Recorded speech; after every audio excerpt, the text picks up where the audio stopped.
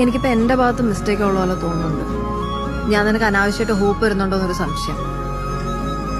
ഞാൻ വളരെ റാൻഡായിട്ട് നിനക്ക് ചെയ്തിരുന്ന പല കാര്യങ്ങളും നീ വേറെ രീതിയിലാണത് റീഡ് ചെയ്യുന്നത്. അതുകൊണ്ട് നമുക്ക് ഈ സംസാരമൊക്കെ നിർത്താം. ഈ കറങ്ങലും കാണലും ഒന്നും വേണ്ട.